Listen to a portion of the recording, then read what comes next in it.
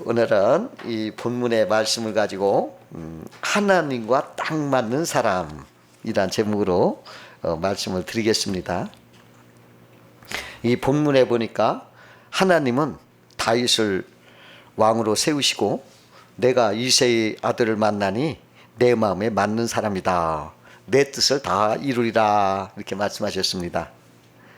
그동안 40년 동안 세웠던 사울을 하나님이 패하시고 다윗을 세우시려고 말씀하신 내용인 것입니다. 세상에는 하나님이 패하시는 사람도 있고 하나님이 세우시는 사람도 있는 것입니다. 하나님이 마음에 맞는 사람이라는 것은 원문에 보면은 하나님과 일치하다, 하나님과 생각이 똑같다, 하나님과 하는 일이 똑같다 이런 뜻을 갖고 있습니다. 그러니까 서로 마음이 맞아야 합니다. 그 서울 총각과 강원도 처녀가 결혼을 약속하였습니다. 결혼식 날을 잡았습니다. 신랑이 신부를 데리러 강원도로 내려갔습니다. 많은 사람들을 데리고 내려갔습니다. 강원도 시골 마을이 떠들썩할 정도였습니다. 그런데 정작 신부가 그날을 모르고 있었습니다. 신랑이 놀라서 물었습니다. 결혼을 약속해놓고 갈 준비도 하나도 하지 않고 웬일이요?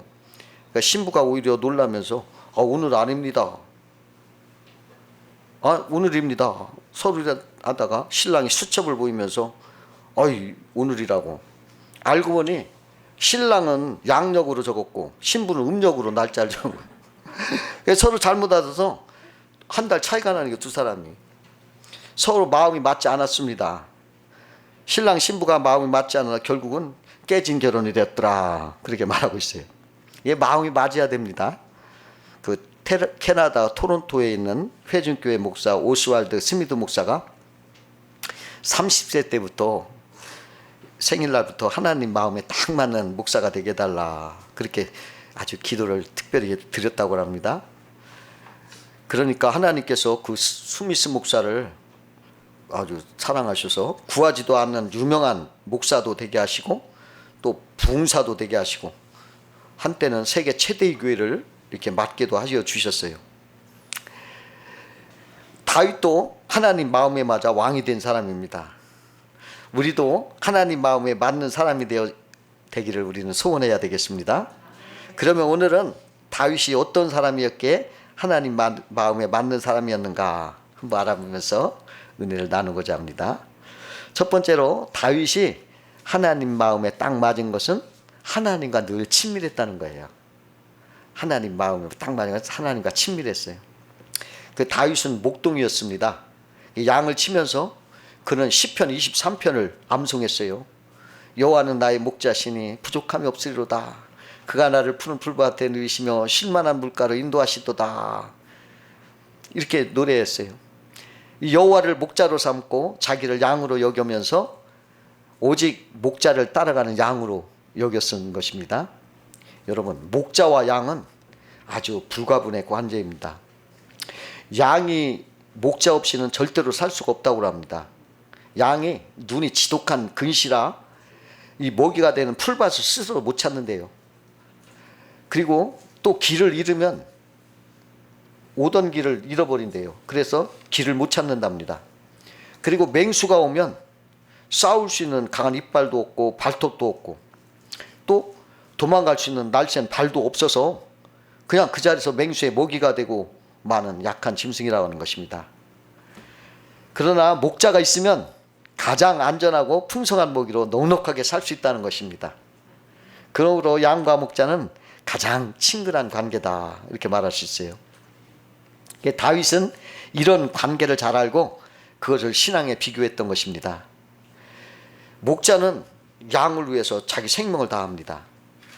다윗도 자기가 양을 칠 때 그 양을 잡아먹으려고 사자나 곰이 와서 이렇게 할 때는 그 양을 지키려고 자기 생명을 다해서 그냥 그들을 잡아 죽였어요. 그러니까 하나님도 그와 같이 이 다윗이 사망의 음침한 골짜기에 지날 때도 항상 동행해서 그를 해를 두려워하지 않게 하셨던 것입니다. 전능하신 목자가 계시니까 그는 거인 골리앗도 무서워하지 않았어요. 전쟁터에서 골리앗에게 너는 칼과 창으로 나에게 나오지만 나는 만군의 여호와 이름으로 내게 나아노라 하면서 물맷돌로 그를 쓰러뜨렸습니다. 사냥개도 주인이 옆에 있으면 백두산 호랑이를 잡는다는 거예요. 어느 TV 다큐 프로그램에서 나온 건데 사냥개들이 백두산 호랑이에서 막 달려들어서 잡더라는 것입니다. 그러니까 주인이 있기 때문에 무서움을 모른다는 거예요. 제가 자전거로 가끔 운동을 하러 이렇게 시골길을 자전거를 타고 다니는데 어느 그 녹록길 옆에 산비탈을 이렇게 돌아가면 거기 집 하나가 있는데 거기 지나갈 때마다 그 집 개가 항상 막 뛰어나와서 짖어요. 성가 싫어. 근데 묶여 있으니까 이제 나는 그래도 그냥 갔어요. 그 어느 날 걔가 또 막 뛰어나와서 막 짖걸래. 그러려니 했죠. 근데 그날은 줄이 풀렸던 거예요. 그래가지고 이놈이 내 곁에 와서 내 발을 확 물라고 해서 내가 깜짝 놀라서 내가 넘어질 뻔했어요. 화가 얼마나 나든지 자전거에서 내려가서 돌을 집어 던지려고 하는데 어느 순간에 싹 없어졌어. 순식간에 도망갔어요. 그 이놈 어디 갔나 하고 두리번거리는데 그 뒷곁에서 그 집 뒷곁에서 주인이 이렇게 나오는데 걔가 그 옆에 붙어가지고 아무 일 없듯이 뻔뻔하게 나오는 거예요. 그때 내가 느낀 게 하나 있어요. 이 말도 못하는 이 미물 짐승이라도 이 개 불과한 이 짐승도 주인이 있으니까는 주인 믿고 담대하게 나오는구나. 이걸 제가 아주 인상 깊게 깨달은 적이 있어요. 내가 그래 그 주인 때문에 걔한테 돌도 못 던지고 그냥 참고 말았어요. 이처럼 다윗은 늘 주님을 생각하고 주님과 항상 친근하게 붙어있어 생활했어요. 하나님의 마음에 딱 맞는 사람은 늘 주님을 막 가까이 친근하게 이렇게 지내는 것입니다. 두 번째로 다윗이 주님과 딱 맞는 것은 주님을 존중하는 거예요. 그리고 순종했어요. 주님을 존중하고 존중하는 게 많은 거예요. 다윗은 자기 뜻대로 사는 것이 아니라 주님 뜻대로 살기 위해서 늘 기도하고 하나님께 물었던 것입니다. 그래서 다윗은 주님의 뜻을 존중하며 이렇게 살았어요. 그러나 사울은요, 나라를 구한 구국공신 다윗에게 훈장을 주지 못할 망정 시기에서 3천 구사를 모고 다니며 다윗을 죽이려고 혈안이 돼서 다윗을 쫓아다녔습니다. 그때 다윗은 자기를 죽이려고 쫓아오는 사울왕을 죽일 기회가 여러 번 있었으나 하나님이 기름 부으신 비루셔 세우신 왕을 내가 손대서는 안 된다 이런 생각으로 죽이지 않고 살려줬었던 것입니다. 억울하고도 괴로웠지만은 자기 뜻대로 안 했어요. 하나님의 뜻에 맡겼습니다. 또 다윗은 성전을 건축하고 싶은 성원이 있었어요. 그러나 하나님이 너는 피를 많이 흘린 사람이라 안 된다 하고 허락지 않으니까 성전을 짓지 않았습니다. 자기 뜻대로 성전을 지었으면 그 이름이 얼마나 높이 올라가겠어요. 그러나 하나님이 짓지 말라고 하니까 짓지 않았습니다. 비록 성전을 짓지 않았지만은 하나님의 뜻에 따라 순종하고 준비하는 일만 열심히 뒤에서 했던 것입니다. 그러니까 다윗은 모든 것을 자기 뜻이 아니라 하나님 뜻대로 순종했다는 거예요. 이게 하나님의 뜻을 이루고 하나님께 친근한 것이 된 것입니다. 그러나 사울왕은 하나님의 뜻을 이루는 것보다는 자기의 뜻을 이루려고 살았어요. 사무엘상 15장 3절에 보니까 선지자 사무엘이 사무엘왕에게 하나님의 명령을 전달하는 거예요. 아말렉이 이스라엘이 애굽에서 나올 때 아말렉이 약한 자를 뒤에서 침략하던 그 나를 대적했던 것을 내가 벌하겠다. 지금 가서 아말렉을 쳐라. 모든 소유를 남기지 말고 다 진멸하고 남녀, 노소, 소아, 젖 먹는 아이까지 우양, 낙타 다 전멸하라. 이렇게 명령을 했어요. 그러나 사울은 아말렉을 다 멸하지 않고 9절 말씀해 보니까 사울과 백성이 아각과 그의 양과 소의 가장 좋은 것 또는 기름진 것과 어린 양과 모든 좋은 것은 남기고 진멸하기를 즐겨 아니하고 가치 없고 하찮은 것은 진멸하니라 이렇게 기록한 걸 볼 수가 있어요. 그러니까 하나님의 뜻을 거역한 것입니다. 그 후에 사무엘이 그 이유를 알아보려고 왔더니 사울이 사무엘에게 그러는 거예요. 당신은 여호와께 복을 받으소서 내가 여호와의 명령을 다 행하였나이다 하고 뻔뻔하게 거짓말을 하는 거예요. 그러자 사무엘이 그러면 내 귀에 들려오는 이 양의 소리와 내 귀에 들려오는 소의 소리는 어찌 된 일입니까? 하고 사무엘을 책망하니까 사울 왕이 오히려 억울하다는 듯이 변명을 하는 거예요. 그것은 우리가 아말렉 사람에게서 끌어온 것인데 백성이 당신 하나님 여호와께 제사로 하여 양들과 소들 중에서 가장 좋은 것을 남김이요 그 외 것은 우리가 진멸했나이다.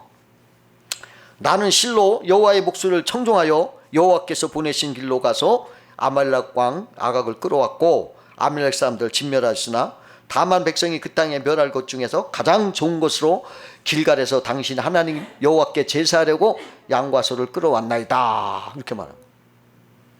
아주 얼마나 뻔뻔스러운지 몰라요. 그러자 사무엘이 슬프고 비통한 마음으로 왕이 여호와의 말씀을 버렸으므로 여호와께서도 왕을 버려 왕이 되지 못하게 하셨나이다. 그리고 사무엘이 사울에게 어찌하여 왕이 여호와의 목소리를 청종하지 아니하고 탈취에게만 급급하여 여호와께서 악하게 여기시는 일을 행하였나이까? 여호와께서 번제와 다른 제사를 그의 목소리 청종하는 것을 좋아하신 같이 좋아하시겠나이까? 순종이 제사보다 낫고 듣는 것이 수양의 기름보다 낫습니다. 그러고서 사울이 결국 버림을 받고 말한 거예요. 하나님은 하나님의 말씀을 존중하고 전적으로 순종하는 사람을 원하십니다. 그런 순종하는 사람을 하나님은 이를 크게 사용하시는 것입니다. 대부분의 사람들은 자기 뜻대로 하려는 경향이 있습니다. 하나님 앞에서도 자기 뜻을 관철하려고 합니다. 심지어는 자기 뜻이 안 되면은 시험에 빠지고 하나님을 떠나보기도 하는 경우도 있습니다. 그러나 내 고집 내 자아대로 하지 말고 그것을 비우고 자기가 죽고 주님을 존중하고 주님 뜻대로 한다면 내 뜻대로 하는 것보다 더 큰 일과 더 큰 역사가 더 큰 축복이 임하는 걸 우리 알아야 됩니다. 그러니까 내 뜻대로 하지 말고 주님 뜻대로 하는 것이 복이 된다는 것입니다. 세 번째로 다윗이 하나님 마음에 딱 맞은 것은 진실한 회개의 사람이었다는 것입니다. 다윗이 뭐 잘못이 없어서 하나님 마음에 맞은 게 아니에요. 다윗도 밧세바를 범했어요.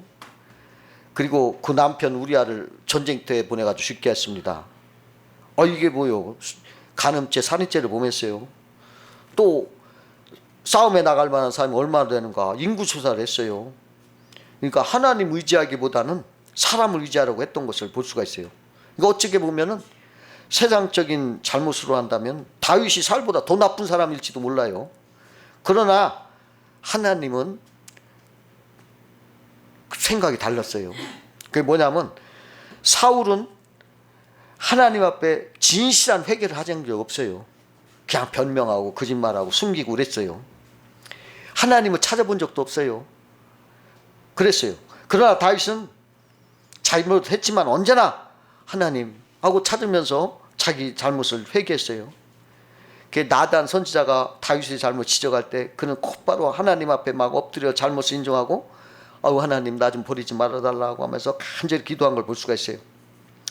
인구조사에서 백성들이 막 죽어가니까 다윗은 곧바로 하나님을 찾아서 자기 내 잘못을 인정하고 이 죽음을 멈춰달라고 오히려 나를 좀 데려가 달라고 막 이렇게 하나님 앞에 기도했던 걸 볼 수가 있어요.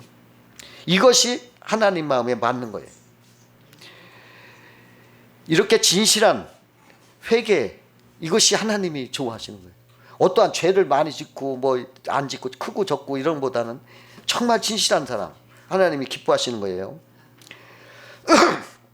그 이름 없는 나단 선지자, 뭐 예를 들어서 시골 목사요. 근데 이 사람이 다윗 보고 잘못을 했다 그러면 왕이 그런 목사 무시할 수도 있잖아요. 자존심 있잖아요, 왕도. 그런데 책망을 듣고 회개를 하냐.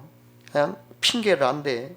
책임도 회피 안 하고 곧바로 하나님 앞에 그냥 엎드려가지고 내 죄가 이렇게 크다고 자복을 하면서 그냥 눈물로 회개하는 걸 봤어요. 그러니까 하나님이 그 용서 다 해주시고 오히려 그를 크게 사용해가지고 이스라엘 역사에서 다윗 왕처럼 훌륭한 왕이 없던 게 인 거예요. 그 다윗이 얼마나 회개를 하냐면 압살롬이 자기를 반란을 해서 막 허겁지겁 도망을 가는데 사울의 집 사람 족속 중에 하나가 시므이라는 사람이 막 도망가는 다윗을 향해 돌 던지고 막 저주하면서 욕을 하면서 막 너 잘됐다고 막 이러는 거예요. 그러니까 옆에 가던 아비스 장군이 다윗에게 아이 저 죽은 개도만 못한 놈이 이렇게 우리 주왕을 욕하니 내가 가서 저 목을 그냥 당장 베어오겠다 이래요. 그러니까 다윗이 뭐라 하면 아이고 야야 저가 저주하는 것은 여호와께서 저주하라 하십니다. 그걸 가지고 우리가 대적할 수 있느냐? 어찌 그렇게 할 수가 있겠느냐? 그냥 둬라. 내 몸에 난 아들도 내 생명을 헤아려 하는데 하물며 이 베냐민 사람이냐? 어떻게 했느냐? 하나님께서 저에게 명하신 것이니 그냥 저주하게 버려두라. 그러면서 자기 죄를 진심으로 회개하면서 행동을 했어요. 그리고 다윗은 아들이 발락일컨도 그냥 후궁을 욕보인 것도 시므이가 자기를 저주하고 욕하는 것도 아 이거 내가 범한 죄의 대가다. 아 이거 내가 범한 죄야. 마땅히 내가 받을 거 받는 거야. 그러면서 그것을 하나님의 채찍으로 받아들이고 그냥 회개만 했어요. 이거 하나님 얼마나 마음에 들어요. 이렇게 깊이 회개한 다윗은 하나님은 사랑하셔가지고 왕권도 다시 회복시켜주고 위신도 다 회복시켜주고 또 나중에 시므이도 와서 아유 내가 잘못했습니다 하고 무릎 꿇고 빌게 했던 것입니다. 그러니까 하나님은요 겸손히 회개하는 자를 기뻐하시고 진실한 사람 기뻐하시고 그런 사람 마음에 든다는 거예요. 그러나 사울왕은 아유 유명한 사무엘 같은 선자가 하지 말라 간곡히 말을 해도 고집부리고 회개하지 않고 막 그냥 숨기고 변명하고 거짓말하고 그래요. 그러니까 하나님이 그를 왕으로 삼은 것을 후회하고 그를 폐위시켜 말하는 거예요. 오래전에 어느 법무부 장관이 어느 추천 모임에서 이런 말을 했대요. 우리나라 대표적인 범죄는 위증, 무고, 사기 이 세 가지래요. 이게 우리나라 위증은 일본의 16배고 무고는 39배, 사기는 26배가 많다고 그래요. 그래서 위증, 무고, 사기 공통 분모는 거짓말이라는 거예요. 그러니까 한마디로 우리나라 사람이 거짓말을 이렇게 하더니 그러니까 진실하지 않다는 거예요. 어떻게든지 모른다, 난 있다 뭐 이렇게 핑계대면 거짓말을 한다는 거예요. 이게 너무 많다 이런 말을 하더랍니다. 근데요 서양에 가면은 뭐 정치나 공직자의 거짓말을 하는 거 드러나면요 그건 그 자리에서 생명이 끊어지고 잘못한 건 용서해도 거짓말은 절대 용서 안 한대요. 잘못한 건 용서해도 거짓말은 절대 용서하지 않는데요. 그래서 거짓말쟁이다 하는 게 최고의 욕이래요. 그게 모욕이고. 그게 서양에서는 그렇답니다. 우리나라는요 거짓말 밥 먹듯이 해요. 만뻔하게 아이고 여러분 보시잖아요. 얼마나 거짓말합니까? 그 18세기 가장 유명한 왕 중에 프레드릭 대제가 있는데 그분이 베들린 교도소를 시찰했어요. 근데 왕이 만난 죄수들은 모두 한결같이 아유 나는 죄가 없는데 억울하게 나 교도소에 들어왔습니다. 나 좀 빼내주세요 막 이러더래요. 근데 한 사람은 다른 거예요. 왕이 너 무슨 죄로 왔냐 했더니 아유 저는 강도질하다 잡혀왔습니다 그래. 그리고 나는 교도소에 있어야 마땅합니다. 난 죄를 졌으니까요. 아우 나는 정말 잘못했습니다 이러더래요. 그러니까 왕이 교도소장을 불렀어요. 그리고 소리 질렀어요. 여기에 모든 사람은 결백한 사람들만 있는데 이 자만은 죄를 보면 악한 놈이니 이 친구와 다른 사람들까지 모두 물들어 놓으면 어떻게 하느냐. 이놈을 얼른 밖으로 내보내 석방시켜라. 그러고서 내보내줬대요. 이게 이제 옛날 그 실제로 있었던 얘기인 것 같아요. 여러분 이렇게 진실하면 다 석방되는 거예요. 역대하 17장 14절 보니까 내 이름으로 일컫는 내 백성이 그 악한 길에서 떠나 스스로 겸비하고 지도하여 내 얼굴을 구하면 내가 하늘에서 듣고 그 죄를 사하고 그 땅을 고칠지라 그랬어요. 하나님은 회개하는 자를 정말 무시하네요. 회개하는 자는 무조건 하나님은 회복시켜 주시고 용서해 주시는 것을 분명히 말씀하신 것입니다. 네 번째로 다윗이 하나님과 딱 맞은 것은 비천했던 과거를 잊지 않고 늘 겸비했다는 것입니다. 다윗은 이새의 막내 아들 양떼를 치던 그 비천한 멱동이에 불과했어요. 근데 하나님이 그 중심을 보시고 왕으로 삼고 존귀한 사람을 되게 해주셨습니다. 근데 그는 늘 자기가 원래 비천한 목동이었다. 항상 이걸 잊지 않고 겸손했어요. 이것이 하나님 마음에 딱 맞았던 거예요. 사무엘하 7장 18절에 보니까 다윗 왕이 여호와 앞에 들어가 앉아서 가로되 나는 누구오며 내 집은 무엇이간데 나로 위에 이르게 하셨나이까. 아이고 하나님, 나 너무 감격합니다. 나는 비천한 목동에 불과한데 어떻게 해서 나를 이렇게 왕까지 하셨나이까. 막 감격을 하면서 이렇게 말했어요. 그는 정말 초에 묻혀서 양을 치다가 생을 마감할 수 없게 한 비천한 인생이었지만은 하나님이 그를 왕으로 세웠는데, 그 왕이 된 다음에도 교만하지 않고 언제나 내가 비천했던 그 모습을 늘 기억하고 하나님 앞에 감사하며 겸손하게 살았다는 거예요. 옛날 어느 임금님이 시골 마을을 이렇게 지나가다가 하룻밤을 한 목동의 집에서 묵게 되었어요. 근데 목동의 모습이 참 인상 깊었습니다. 사람이 욕심도 없고 또 성실하고 아주 얼굴이 평화롭고 평소 신하들과는 전혀 다른 힘든 착한 모습이었어요. 그래가지고 임금이 그 목동을 데려다가 재상으로 사용했어요. 썼어요. 그 재상이 된 이 목동은 얼마나 성실하고 사심없이 일을 잘 처리하는지 막 사람들한테 인기가 많았어요. 그러니까 다른 신하들이 막 시기하기 시작한 거예요. 목동이었던 놈이 갑자기 재상이 돼가지고 막 인기가 많으니까 시기가 나는 거예요. 그래서 신하들이 재상이 돼 그 목동 어떻게든 내쫓으려고 모함거리를 찾기 시작하는 거예요. 근데 가만히 보니까 이 재상이 한 달에 한 번씩은 꼭 자기 시골집에 가는 거예요. 그래서 왜 가나 하고 몰래 따라가서 봤더니 열쇠를 꽉 잠근 광을 딱 열더니 거기에 커다란 항아리가 있는 거예요. 그 항아리 뚜껑을 열고 이 재상이 한참 항아리를 들여다보고 있어요. 신하들이 이거 봐라, 저놈 겉으로는 저렇게 하느라 속에다 뭐 숨겨놨구나. 그래서 임금한테 그 사실을 알렸어요. 저 재상 저거 청렴한 척 겉으로 하지만 아무도 몰래 항아리 속에다 금은 부화를 잔뜩 채우고 있는 것 같습니다 하고 일러봤죠. 그러니까 임금이 화가 났죠. 재상을 앞세우고 다른 신하들도 같이 가자. 재상이 그 집을 찾아갔어요. 그 보는 앞에서 이 항아리 빨리 열어봐라. 그 열으니까 이게 웬일이요.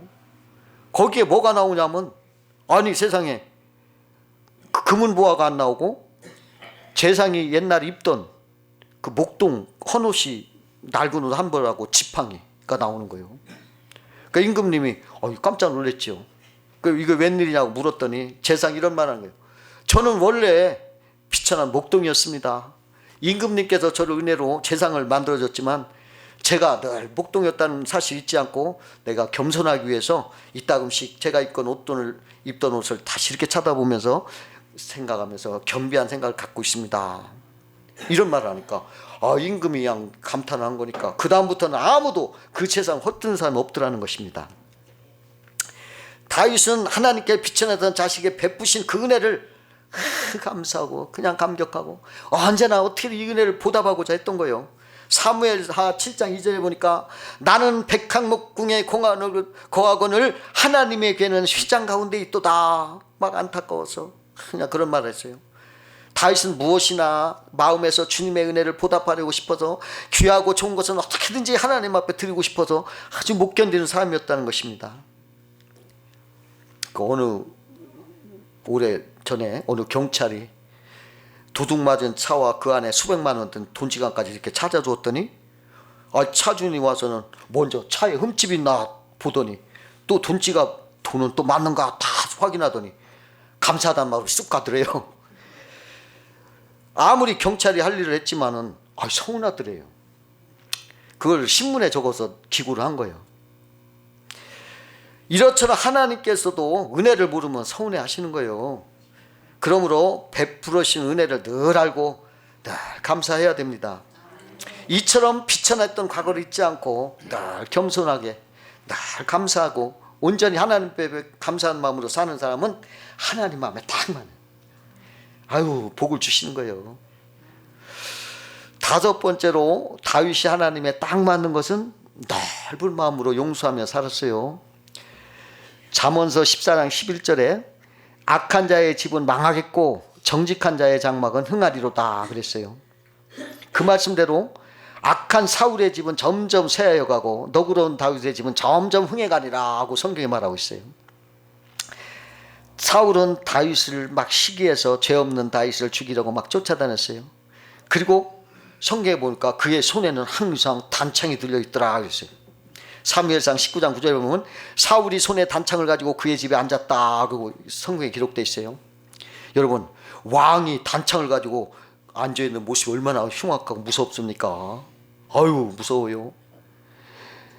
그러더니 무슨 말이 나오냐면 사울이 그 다윗을 숨겨주었다고 제사장 85명을 다 칼로 살해했어요. 아니, 하나님의 종을 85명을 한 자리에서 칼로 다 살해했어요. 이거 야, 대단한 거예요. 다른 사람 막 이걸 치라니까 막 다 피했어요. 그러나 도액이라는 놈이 이방 놈인데 죽였어요. 그 스탈린이 공산주의를 만들 때 자기 마음에 들지 않는 사람은 닥치는 대로 죽였어요. 소위 KGB 빈혈 경찰대를 만들어서 웬만하면 살린 것이 아니라 웬만하면 다 죽여버렸습니다. 스탈린 어느 날 한 마을에 가서 하룻밤을 자게 되었어요. 근데 밤중에 개가 짖었습니다. 그러니까 스탈린 옆에 있던 신하에게 밤잠 못 자게 하는 저놈을 죽여버려라. 그러니까 그가 나가서 개를 총으로 쏴 죽이고 돌아와서 죽였습니다 하고 보고했어요. 무엇을 죽였나? 개를 죽였습니다. 이 말 듣고 스탈린이 말하는 거예요. 아니, 개 주인을 죽이란 말이야.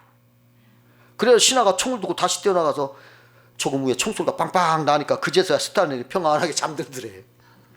이렇게 수천만 명을 죽인 사람이 스탈린이에요. 이거 하나님이 사랑하겠어요, 이런 사람? 죽을 때 아주 굉장했답니다. 그냥 막 굉장히. 그 딸도 미국으로 도망갔잖아. 그러나 다윗은 마음이 바다같이 넓은 관용의 사람이었어요. 그 압살롬 쿠데타 반란으로 피난길 갈 때 막 돌지고 요구하며 막 하던 그 시므이도 찾아와서 용서를 구할 때 용서했어요. 그 용서하기 어려운 겁니다. 그때 그 모욕당한 걸 생각하면 용서하기 어렵잖아요. 그러나 용서했어요. 그리고 자기를 평생 죽이려 쫓아다니는 사울의 손자 무비보셋을요 찾아가지고 다시 재산도 찾아주면서 너랑 나랑 같이 밥 먹자 해가지고 같은 식탁을 평생을 먹었어요. 얼마나 마음이 관영해. 자기를 죽이려 했던 사울의 그 손자를 그 요나단이 자기한테 잘해준 걸 은혜를 갚으라고 그 손자를 그냥 평생을 같이 밥을 먹었어요. 너그러운 그 용서의 마음은 하나님이 너무 기뻐하시는 거예요. 여러분, 그 유명한 랍비 할렐이라는 말은 내가 그 사람의 환경이나 입장이 될 때까지는 그 사람을 판단하지 마라 그랬어요. 내가 상대방의 입장이 되어 생각한다면 우리는 용서하지 못할 사람이 없다 그랬습니다. 그 미국 남북전쟁 때 타령변화가 사형을 받게 됐어요. 근데 그 과부의 그가 과부 외아들이었는데 그 과부가 아브라함 링컨을 찾아와서 애원을 했습니다. 그러니까 아브라함 링컨이 특사를 해서 살려줬어요. 그때 링컨을 만나고 난 그 어머니가 중얼거렸습니다. 그래, 내가 그것이 꼭 거짓말인 줄 알았어. 그 여자는 링컨이 못생기고 험악하게 생긴 사람이라는 소문을 듣고 갔는데 자기 아들을 용서해주고 살려준 링컨 얼굴 보니 환하게 천사같이 잘생겼더라. 그러더라는 것입니다. 진정 관용하는 사람, 널리 용서하고 사는 사람은 하나님 마음에 맞는 사람인 것입니다. 여러분, 하나님 마음에 맞는 축복된 삶을 사시기를 주의 이름으로 축원합니다. 기도